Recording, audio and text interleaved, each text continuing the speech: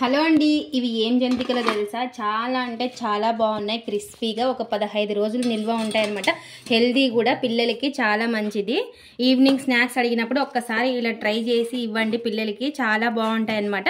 ఇంకా ఏంటి ఎలా ప్రాసెస్ అనేది మీరు స్కిప్ చేయకుండా చూస్తే మీకు కూడా అర్థమవుతుంది.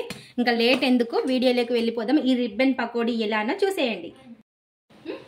Hi friends, welcome to Kavya's kitchen blogs. అందరు ఎలా ఉన్నారు? బాగున్నారా? మేమైతే చాలా బాగున్నాం. అందరు బాగుండాలని మనస్ఫూర్తిగా కోరుకుంటున్నాం.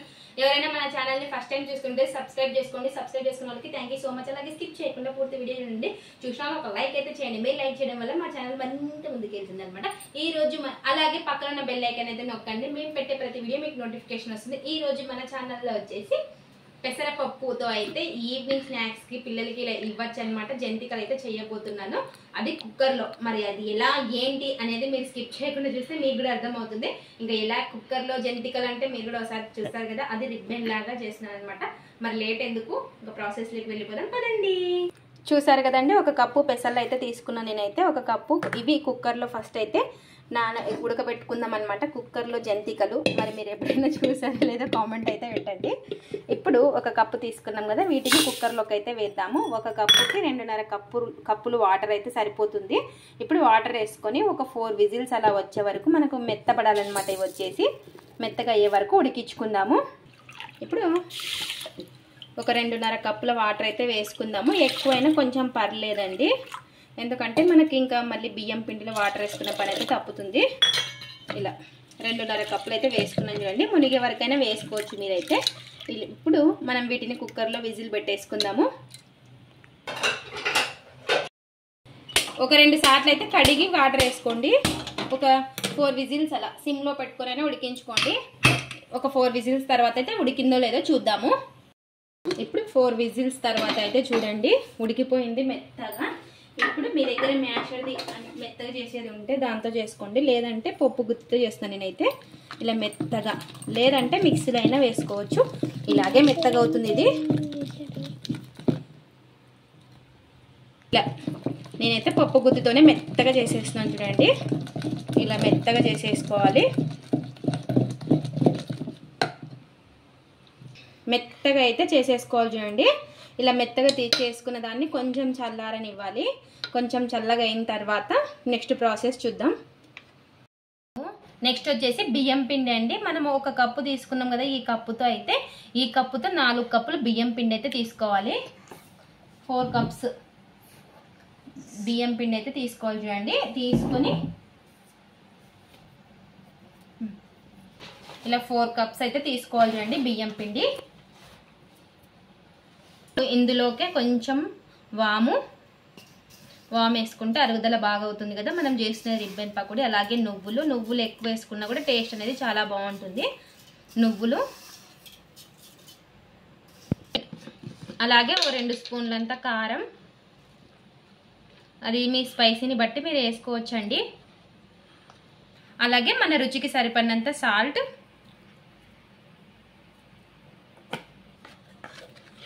అలాగే కొంచెం పసుపు వేసుకొని ఇవన్నీ కూడా బాగా కలిసేలాగా కలిపేసుకుందాము. ఇలా మొత్తం కూడా కలిపేసుకోవాలి. అలాగే కొంచెం ఆయిల్ అయితే వేస్తున్నానండి, కాచి చల్లార్చుకున్నది. ఆయిల్ కూడా వేసేసుకొని ఇలా కలిపేసుకోవాలి మొత్తం కూడా కలిసేలాగా. వాటర్ అయితే వేసేసండి, ఇందులోకి కొంచెం వాటర్ అయితే వేసుకొని ఇప్పుడు మనం ఉడకబెట్టుకున్న పెసరపప్పుని కూడా ఇందులోకి వేసేసుకోవాలి. వేసుకొని మొత్తం కలిసేలాగా కలిపేసుకోవాలి.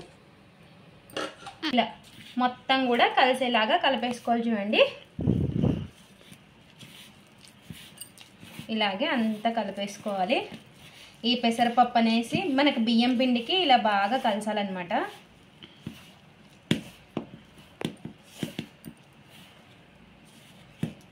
బియ్యం పిండికి ఎంత బాగా కలిస్తే అంత బాగుంటాయి అన్నమాట టేస్ట్ వచ్చేసి.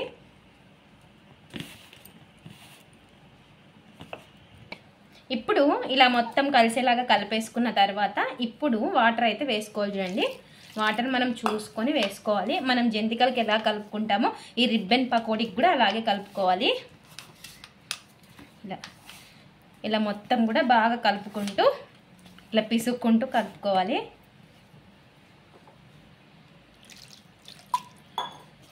ఇలా 1 కప్పుకి 4 కప్పుల బియ్యం పిండి చూడండి మనకి ఎంత అయ్యిందో.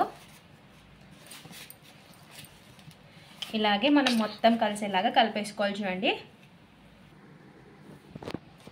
ఇలా మొత్తం కూడా ఇలా అయితే కలిపేసుకోవాలి చూడండి. మొత్తం కూడా మనకి ఇలా కలిపేసుకున్న తర్వాత రిబ్బన్ పకోడీ అయితే చేసుకోవచ్చు. పిండి అయితే ఇలా ఉండాలి చూడండి.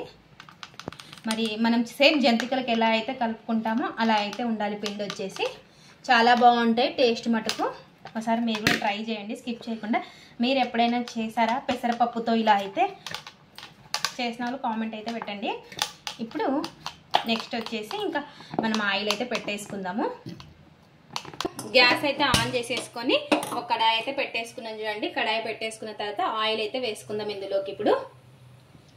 ఇప్పుడు మనకు డీప్ ఫ్రైకి సరిపడినంత ఆయిల్ అయితే వేసుకోవాలండి. మనం డీప్ ఫ్రైకి ఎంత అయితే వేసుకుంటామో అంత ఆయిల్ వేసుకుంటే బాగా వస్తాయి అన్నమాట. ఇలా ఆయిల్ అయితే వేసేసుకోవాలి. ఇది తీసుకున్నా చూడండి నేనైతే ఇలా 2 లైన్స్ ఉన్నది. ఇదైతే రిబ్బన్ లాగా వస్తుంది అనమాట. ఇదైతే ఇప్పుడు మనం ఇందులోకి అయితే పెట్టుకుందాము. ఒక్కొక్కరి దగ్గర ఒక్కోలాగా ఉంటాయి కదా ఇవి వేసుకునేది అయితే జంతికలు వేసుకునేది. ఇంకా అది మీ ఇష్టము, ఏ దాంతోనైనా వేసుకోవచ్చు. నాతో అయితే ఇదే ఉంది కాబట్టి ఇదే వేస్తున్నాను. ఇప్పుడు అన్నీ కొత్తగా వచ్చినాయి కదా.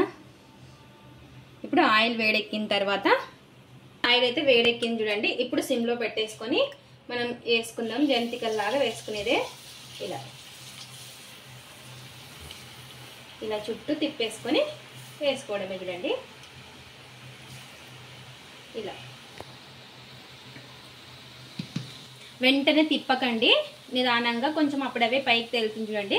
అప్పుడు తిప్పండి. వెంటనే తిప్పితే మళ్ళీ మనకి పిండి అంతా ఇట్లా విడిగా వస్తుంది. ఇలా చూసారు కదా ఎంత బాగా కనిపిస్తున్నాయో. ఇలా మనకి నచ్చినట్టు వేసుకోవచ్చు అన్నమాట. రిబ్బన్ పకోడీ చూడండి ఎంత బాగా వచ్చిందో. ఇలా నిదానంగా ఇంకొక సైడ్ కూడా తిప్పుకోవాలి చూడండి. ఇలా 2 సైడ్లా కాల్చుకోవాలి. మీడియంగా పెట్టుకొని కాల్చుకోవాలి. మరి హైలో కాకుండా, మరి అంత క్రిస్పీగా రావన్నమాట. ఎక్కువ హైలో పెట్టినామనుకో మంట క్రిస్పీగా రావు. నెమ్మదిగా కాల్చుకోవాలి. టేస్ట్ సూపర్ ఉంటాయి. చాలా అంటే చాలా బాగుంటాయి. చూస్తేనే చూసారు కదా ఎంత యమ్మీగా ఉన్నాయో.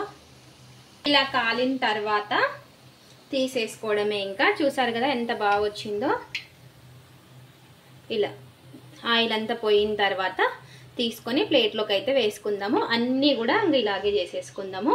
మనకి పిండి ఎప్పుడైతే అయిపోయిందో అప్పుడు తీసుకొని పెట్టేసుకోవడమే. చూడండి మళ్ళీ పెట్టుకున్నాను నేను పిండి అయితే. ఇదైతే చాలా ఈజీగా పడుతుంది. మళ్ళీ వేసుకునేటప్పుడు కొంచెం సిమ్లో, పూర్తి సిమ్లో పెట్టుకొని ఇలా తిప్పుకుంటూ వేసుకోవడమే రౌండ్గా. చూసారు కదా వెంటనే తిప్పకండి, నిదానంగా కొంచెం పైకి తేలిన తర్వాత తిప్పుకోండి. సేమ్ అన్నీ ఇలాగే వేసేసుకోవాలి. చూడండి ఎంత బాగా వచ్చినాయో. ఇలాగే అన్నీ కూడా వేసేసుకోవాలి. చూసారు కదా ఎంత బాగున్నాయో. నువ్వులు కనబడుతూ చాలా అంటే చాలా బాగా వచ్చినాయి. ఇంకా అన్నీ కూడా ఇలాగే వేసుకొని అన్నీ అయిన తర్వాత అయితే చూపిస్తాను. ఇంకా అన్నీ అయితే అయిపోతున్నాయండి.